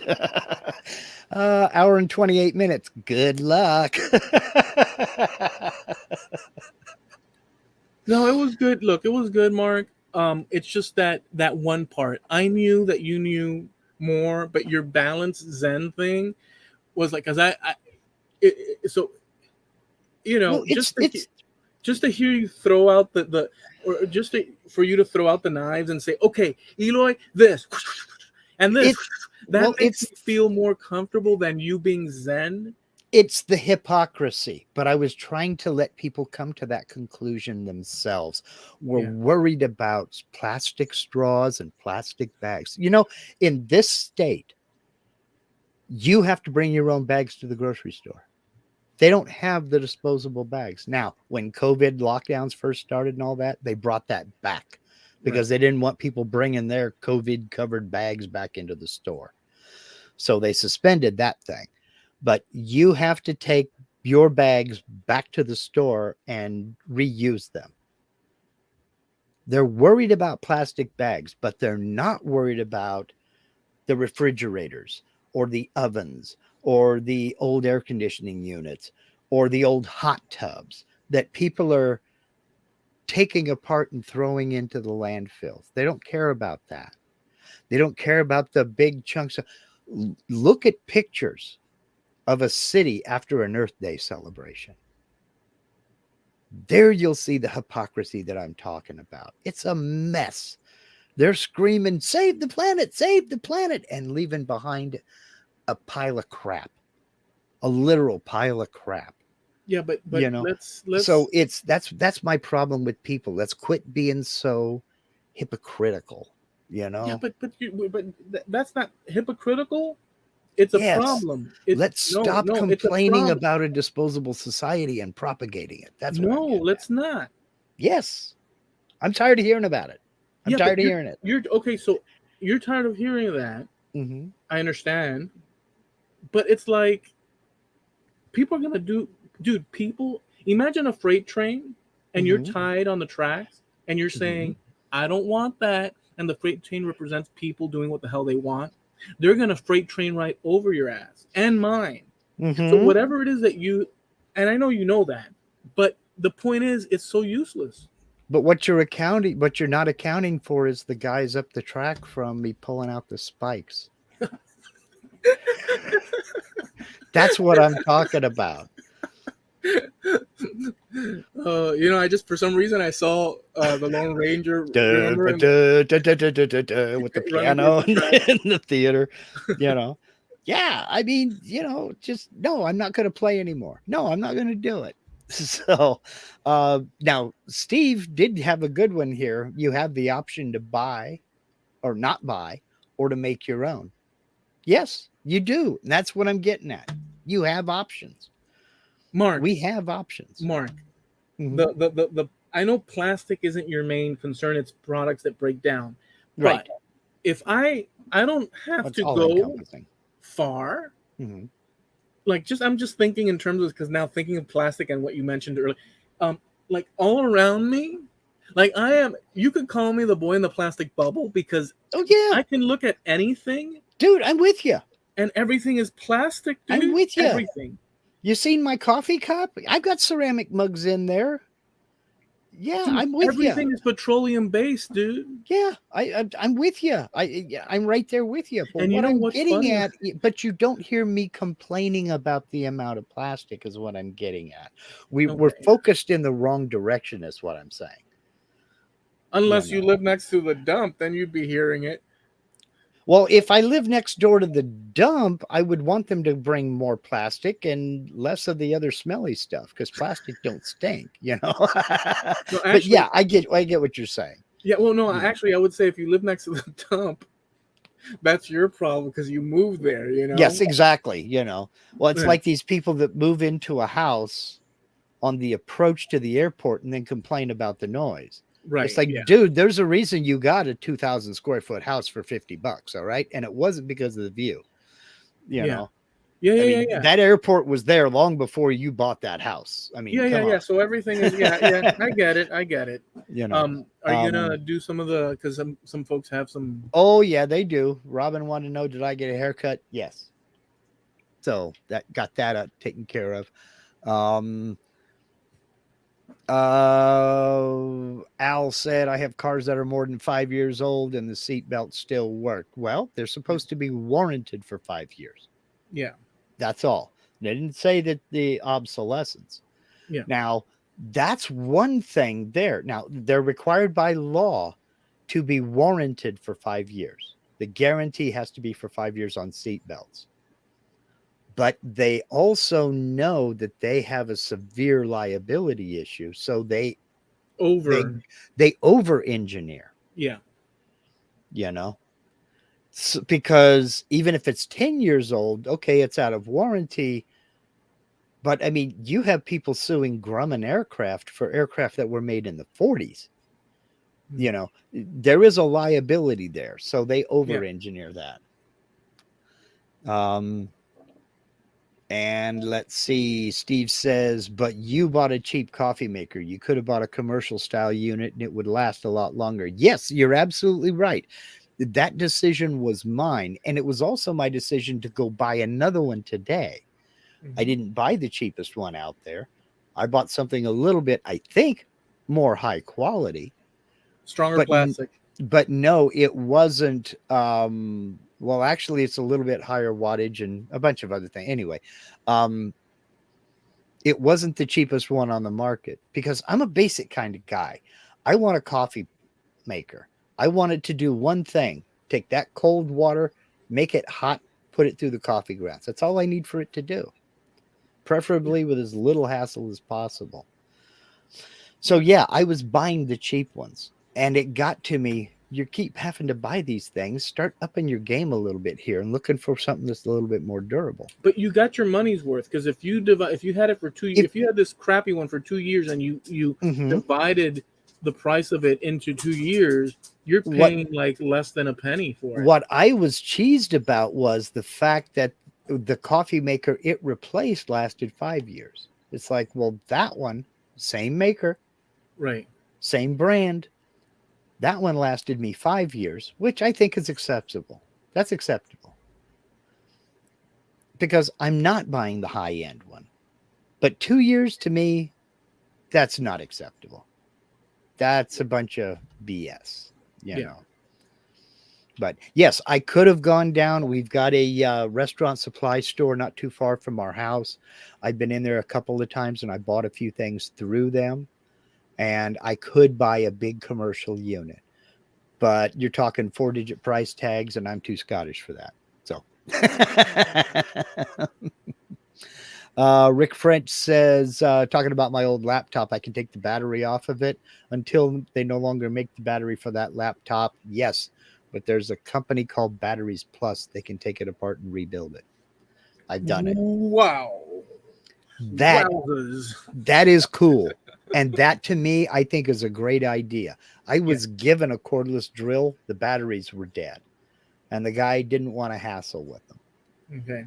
So I went down to Batteries Plus with the old batteries and I said, how much to rebuild these batteries? He said, $18. Boom. So I had a brand new to me drill for $18. And I used that sucker until it finally, the metal gears in it finally ground themselves up. They conked out. But I used that for about 10 years. And that was a free drill. And it was old when I got it. Yeah. So, you know. No, look, there's options out there. There's always a solution around the corner for the most part, in a whole host of different items that you might own. So, you know, I mean. Yes, exactly. Okay, Al says, but there are more people that can't service it anyway than can. That's true, but give me the option. Give me like the coffee maker I got rid of. I wanted to open up and see if maybe the switch was bad or something. But it was plastic welded shut. How much of a price difference would there have been if it would have been 4 screws on the bottom of that instead of plastic welding? You know? I mean, but how much want that? How much of a price? Right, exactly. They wanted. That's what I mean by planned obsolescence. They didn't want me to get in there and fix it. They wanted me to throw it away and buy a new one. So, in that aspect, it worked. And again, I was partaking. And then you're scratching your foot again. All right. Rick French says, how big a box full of phones, small electronics chargers, and cords that no longer fit anything do you have? Rick, you do not want to know. And why do you and I continue to save them? Because as I get older, the more important it looks, the more I want to hold on to it. Yeah, that's a valid point. You know, remember when iPhone changed their plug? They went from the wide, skinny plug to the narrow, fat plug. And all these accessories that everybody bought, boombox speakers and all this other good stuff, no longer fit the iPhone. But hey, you had to go buy the new iPhone. You're the one that did it to yourself. Your iPhone 4 still worked just fine. You had to have the 5. You know what would have matched good? Hmm. Well, you said you weren't going to talk about it, but that video you had sent me, Oh, yeah. Yes. Yes. that would have worked good. Jim Dockerel says switch to instant coffee. Never. Life is too short for bad coffee. Life is too short for instant coffee. Blasphemer. Thank you It'll for work. the candy, but not just no. Hell no. No, but in a pinch, instant coffee's not. It'll do the job for a moment. Mhm. Yeah. Let's see. Dan Haryu says, dude, look how late it is there, and you don't need any more coffee. Who are you to tell me what I do or do not need? That's my point. You are not my mother. There You you are not my go. wife. I will Yes. decide what I need and when. Thank you very much.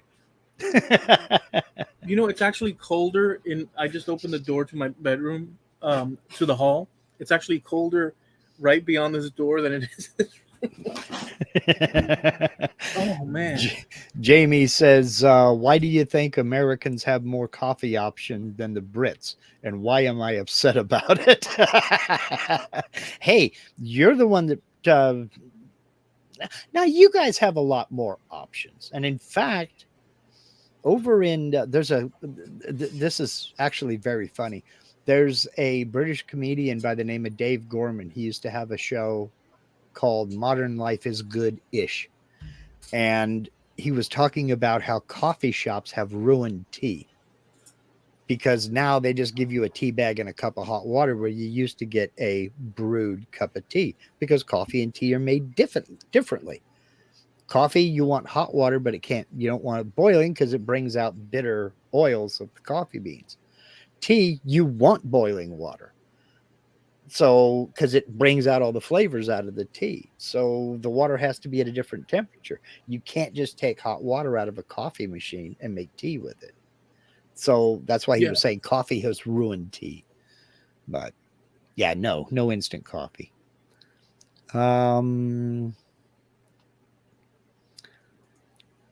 Just bought some of Ben Crow from Crimson Guitar's own blend of coffee. He makes coffee now? Well, he's South African, though. He's not British, so... Oh, my God, it's insanely strong and awesome. Yeah, he's South African. Let's see here. Go back up to some of these other comments. I just wanted to come back down and see. Dan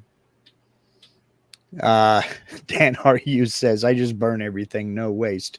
Yeah, that's good. That'll work.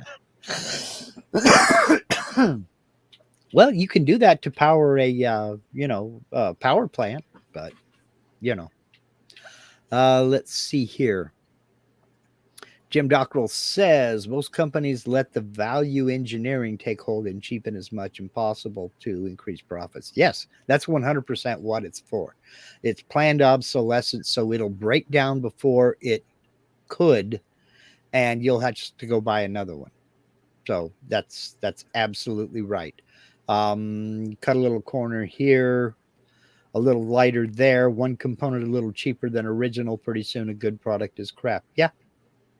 Absolutely. 100%. So, let's see. Get back down here to some of... and Jim also says, meanwhile, all the food is wrapped in plastic or in a plastic container. What was wrong with glass jars? Wet cleanup on aisle 5, please. That's what was wrong with glass jars. And the absolute worst was peanut butter. If you've ever worked in a grocery store, peanut butter and baby food were the two worst things to drop. Oh my God. It was terrible. Yeah. I could think of a few other bad things to drop on the aisle while you're headed towards the bathroom, but that's another story. Yes. Well, Rick French, one photo of one turtle that tangled with a plastic straw effectively eliminated plastic straws from a number of states. I can remember when there were no plastic straws. They were all paper. And yeah, you could, for like a real thick McDonald's milkshake, you could just about suck your eardrums inside of your head trying to get it through there. You had to had to plug your ears and suck, to be able to get anything up that straw. But we Yeah. had a cure for that. It's called a spoon. So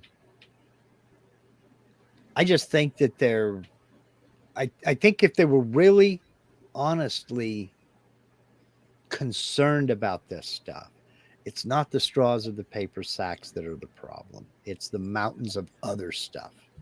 And that's why I'm on a personal crusade against bottled water. Bottled water companies don't make water. They make plastic bottles.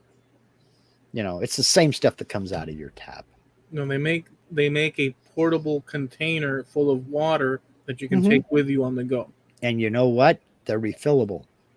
And they're refillable. So instead of buying a 6-pack, Well, that's kind of like that Eddie Murphy comedy thing where he said, when we were kids, we wanted McDonald's. You remember that one from Eddie Murphy Raw? But Mom used to just go ahead and say, you want McDonald's? We can't afford McDonald's. We're going to make you a McDonald's hamburger right here. And she would make it, and it was like with the wholesome bread and stuff. And then he'd go out to play with his kids. He's crying with his friends. Yeah. It's got like extra vegetables sticking out of the patty and stuff. And he's like, I got McDonald's, crying. Dan Haryu says, if your dog chews your seatbelt, they'll fail your safety inspection. True story. Well, I can see that, but see, we don't have safety inspections here. So I don't know. Okay, Dan says McDonald's and others have gone to mostly paper, not straws here yet. So yeah, I burn all that stuff. Well, we did that for many, many, many years. I mean, we had trash in a paper sack, burnable trash. And everybody had a 55-gallon burn barrel out in their backyard. And you would burn your burnable trash, but vegetable peelings and meat scraps and plastic, not burnable stuff, went over in this garbage can, and that got taken to the dump. A lot of times vegetable peelings, coffee grounds, tea bag stuff went into compost, and that was composted and put in the garden. But we had a burnable trash, and you kept everything separate, and then you incinerated what you didn't use, what you didn't throw away. But not anymore. Let's see. Okay,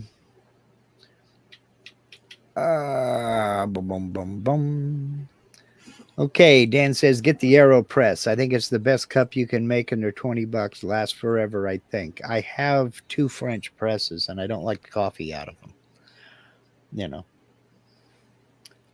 Jamie wants to know, has Eloy's coffee machine still got Carl Jacobson's sticker on it from when he visited? No, it doesn't, because I had to replace my coffee maker too. Now, this is my ignorance showing, okay? My cultural... No, but it's funny how the same thing happened to me. I had to replace it. Yeah, it happens to all of us. It happens to all of us. Yeah. I mean, you got a AC unit giving you fits, and I've had to replace those too. Yeah, but I've had it since 2010-ish. Okay, so that's 12 years. See, now that's a good service life. I may not like it, but 12 years out of an AC unit, that's a reasonable thing. Because chances are, if it was user serviceable, a shot of Freon's about all you need. I mean, if it's not a motor, I'm willing to bet you it just needs to be recharged. No, it works. It's just not. Well, whatever. We're not going to diagnose here, but no, we're not. But and again, this is just my ignorance. It may be cultural, it may not be. But you have one of those. I don't know if it's cast or if it's. I guess it's cast. You have one of those little octagonal metal coffee makers that you cook on the stove, right? I do. What do you call that? An Italian coffee maker? An Italian coffee maker? Because I've seen them called hot chocolate makers. I've seen them called espresso makers. Mm-hmm. So, but it is a coffee maker. Okay. Yeah, I mean, here we call it a Cuban coffee maker. Okay. because of because it's the Cuban style of making it, but Mhm. it's an Italian machine or an Italian Design. yeah, that's Yeah. where that was And supposedly invented. you put the water in the bottom half and coffee up on the top half, and it starts heating up, goes up the tube, and it splashes down through the. No, it's got the bottom half Uh-huh. that you fill with water, and then it's got a little cup with a like tube Mm-hmm. that sticks down. You Right. fill that top with coffee and compress it, and that top with the tube Mm-hmm. fits inside that bottom base floating with Right. water. Then you take the top half, which has a screen and rubber Oh, gasket, okay. and you screw that on and you tighten it. And so when the heat, it's the same story, but it Mm-hmm. flows up, and that grill or that colander type little thing in there filters out the grains, and you get the push up of the concentrated coffee, and it'll whistle too. Okay. It's got a little whistle, so it's kind of it has a little whistle. It'll let you know that it's doing the deed. Okay. Yeah. Cool. All right. Jamie said, well, first he said, why didn't the turtle drink straight from the can? You don't know where that can's been. At least the straw is wrapped. The turtle sometimes does drink from the can and then pushes right back up. Yeah. Jim says, we had a 25-year-old Kenmore washing machine. Yep. I replaced the pump in it, and the instructions in the pump said it was the replacement part for model spanning 30 plus years. Yeah. Not anymore. You're not. You may still be able to find those parts, but that's another part of planned obsolescence is the parts are just different enough to where they don't fit. So when they discontinue that part, even though it worked on machines for 30 years, when they replace that part with something else, they will discontinue a part. Now you can't get one of them. You got to buy a new machine. Yeah, we have an LG now. Right. Now, on the other side of that coin, my ex-father-in-law was an appliance repairman. And his rule of thumb was if the cost to repair the machine got to half of the replacement cost, it's time to replace the machine. Simply because there are a lot of things to wear out. And when you get to the point to where you've replaced a transmission, you're at about half of the replacement value. Now, next, the motor goes out or the control board goes out. To fix those, you have basically paid to replace the machine. So if the cost of repair is half the price of replacement, get rid of it and get a new one, because it's going to be one thing after another, because things do wear out. So that was his rule of thumb. There was this. This has nothing to do with anything, but I don't know why. Well, I guess it's because you were saying half. Mm-hmm. You were using, pricing and whatnot. Yeah. There was a game show that used to put out a problem. They had 3 doors, and there was like donkeys in 2 of the doors and a brand new car behind the third. Mm-hmm. And Let's make a deal. Let's make a deal. So they'd have the person decide which door, pick a door. Uh-huh. So they'd pick a door, let's say number 1. They'd pick the door. And then the host says, okay, you pick number 1. And I'm going to make it easy on you, and I'm going to open up an extra door. And he opens up a door, and he shows them the ghost, let's say. And then he says, now, do you want to stay with your pick, or do you want to pick the other door? And so there's this whole mathematical thing that occurs. Mm-hmm. There's a video on YouTube, a few of them. Mm-hmm. It's an actual percentage it's like a problem of probability. Mm-hmm. It's a probability problem. Yep. And in the video, it said, before we give you the answer, what would you pick? The video said. Uh-huh. So I paused it, and I stopped, and I thought to myself, this is what I thought. I picked one which has not been opened yet. There's two more doors that have donkeys in them. He opened one revealing donkeys. So I have my door, which I don't know what's behind it, and the second door, which I don't know what's behind it. My thing is, this is a 50-50 chance. Would you agree with that? Yeah, I do. It's a 50-50 chance because you're either right or you're wrong. I know that's not where you were going, Right. but No, that's exactly what I thought. I just said that yeah. I thought the same thing that you just said that you thought. Because you have the one door that you have not, that you picked, but you have not opened. You have the second door that you did not pick, that's not open. And then you have the third one where the host revealed that there's donkeys in it. So now either the one that you picked has donkeys in it, or the one you didn't pick has donkeys in it. And he's giving you a choice to change your decision. And the question was, do you make the decision? Is it better for you? And so then I unpause and let the thing play out. And the guy says, it is absolutely in your best interest to pick the other door. And I'm like, what? Yeah. And he Why? says, and he said that. And automatically I'm like pissed off because I'm like, and so What's they the matter went with through, my door? right. And so they went through the math and this and that. Because within that video, there was the smartest lady somewhere in Arizona, and she had won the Guinness Book of World Record, and she had a column, and she wrote, and somebody asked her about this problem, and she said that she would pick, you have better odds to pick the other door instead of the one that you first chose. And people, including people from Harvard and mathematics schools, wrote back to her saying, you should be ashamed. You shouldn't be. It's unbelievable if you're not going to teach. If you're not going to, if you're uneducated and you're supposed to be smart, like they really went to town on her. And she stuck to her guns. But she got a lot of slack by saying that because she says it's not a 50-50 chance.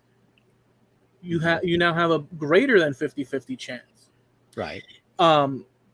Which is actually untrue. You and I are both right to a degree. Yeah. Here's the story. Because there are varying degrees. Go for it. Because everything has variable degrees depending on other things.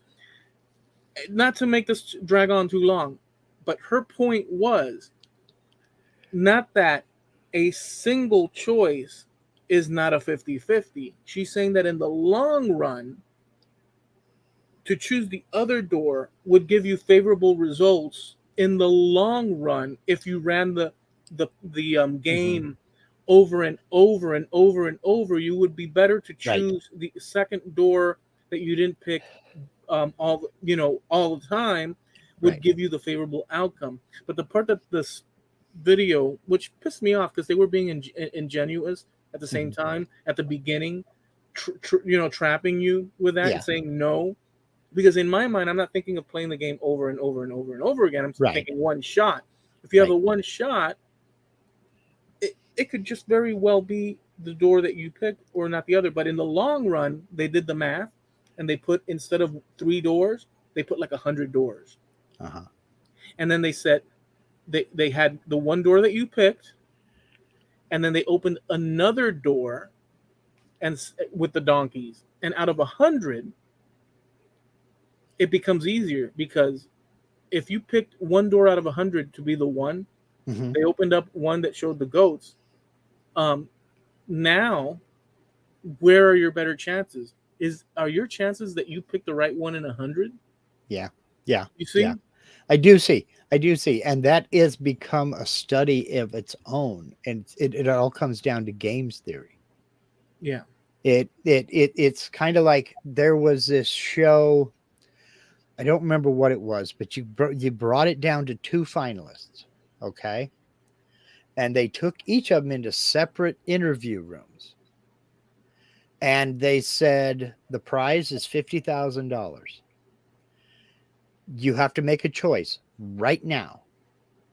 If you say, I'll take it all, and he says, I'll split it 50-50, you get it all.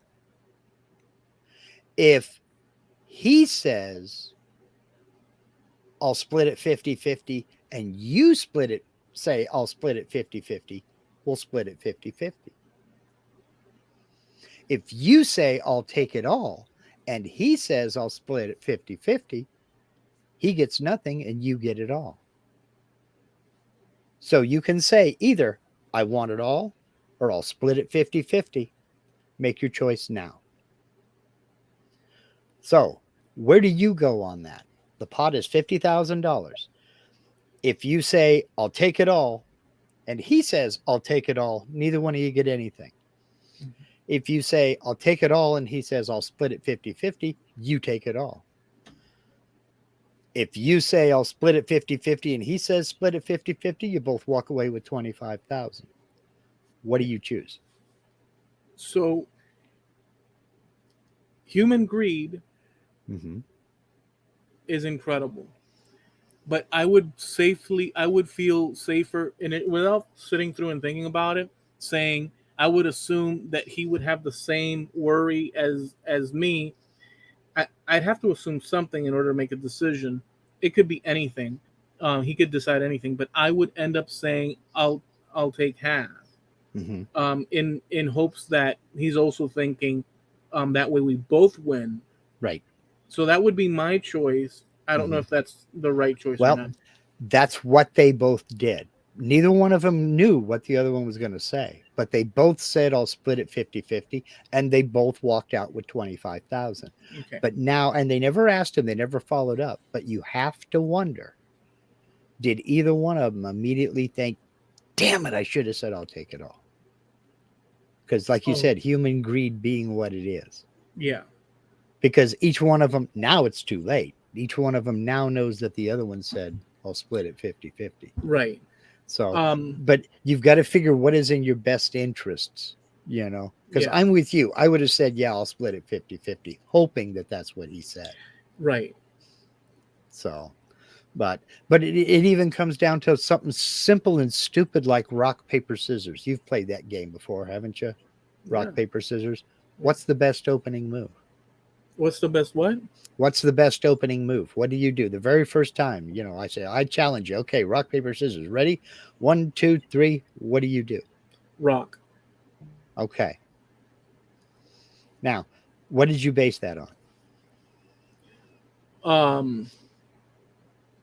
You're really well, I based it on thinking rock, paper, scissors. I would imagine the person would do the third rock, because usually they keep their fists closed and they go rock, paper, scissors, and then the rock is keeping your fist straight, the same way as the jerking motion that you started counting with. If you do scissor, your rock is going to beat the scissor. Right. The only chance for it to occur is if rock 1, 2, 3, and you go like that. That would defeat the rock, but I would do rock. Okay. I mean, I don't know, because a person could decide scissors on the first run, and you're out of luck. So it's like, now they have run this simulation like millions and millions of times. They've gone to the point to where they have developed a robot that is on a computer that is so fast. Rick's got to take off. Have a good night, Rick. Good night. They've developed this computer that is so fast, it can read your motions and it cannot be beaten. It knows if you're going to stay with rock, and it'll do paper. It knows if you're bringing out your fingers to do scissors, and it'll do rock. It knows if you're getting ready to open your hand and do paper. It can read it before you even get it open, and it'll do scissors.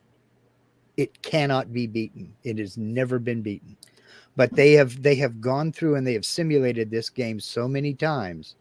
It's convoluted thinking, but they say the best opening move is scissors, because most people think the best opening move is rock.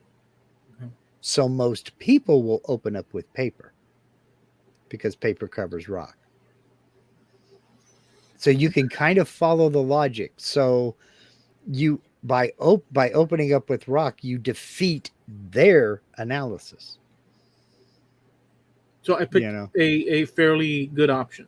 You picked a common option because most folks, now that they know that, they're going back to rock. But it was kind of the psychology, and it's circular psychology. Well, wait a second. It gets convoluted real fast. No, but people pick what? Usually? People assume that most people are going to choose rock, and so they go with paper. Gotcha. So your best opening move is scissors. Gotcha. Okay. Now, because you picked rock, you went against that trend. But by the same token, most people think folks are going to open with rock, so they will open with paper. Right. So I would have been defeated. You would have if they went with paper, yes. Right. So, it's just it's that whole games theory thing.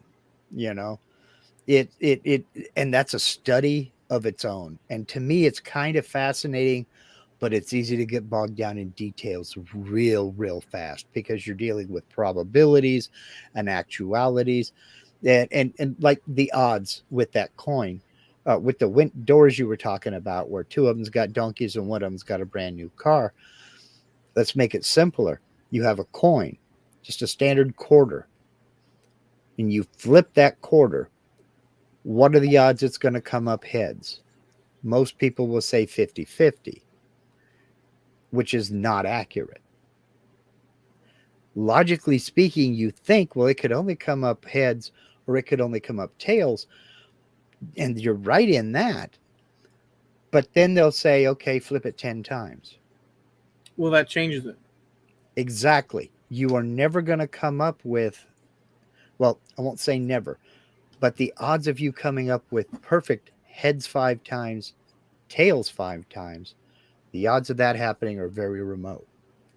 So it's not exactly a 50-50 shot. No, because every time you initiate the flip of the coin, you've now introduced the variable. You've introduced a new instance of that coin flip, and so it's kind of like 50-50 for one. If you take them all 10 times individually, they're all 50-50. But it becomes more difficult. I mean, it's something to think about. To me, it's like the more times you play, the more chances you have of winning. Yeah, but also losing. So there was an MIT student that did an experiment with the game Hangman using 4-letter words. Okay. And he wanted to find out what would be the most difficult word for somebody else to guess with Hangman. And as it turns out, he programmed a computer and it ran 1 million simulations using these words. Then he took the top 10 results from that and ran 1 million games using those top 10. And what he came up with was a statistical tie for buzz or jazz. Okay. Because nobody selects Z. You've got 4 chances. Right. And nobody ever picks Z. So either buzz or jazz is the word to pick if you're playing 4-letter Hangman. Okay, let me throw this at you. I'm burning up. Let's wrap this up. Okay. Nothing. We had a good one. A little frustrating at first because of the Zen, but then we went in and explored it, and it was all fine. Yeah, people are people, and it was a consistent, topic. So people are people. Quit your complaining. Okay, go ahead. Sorry. Nothing. Have a great week. We'll catch you next time. Take care, y'all. Have a good night. Thanks for hanging out with us.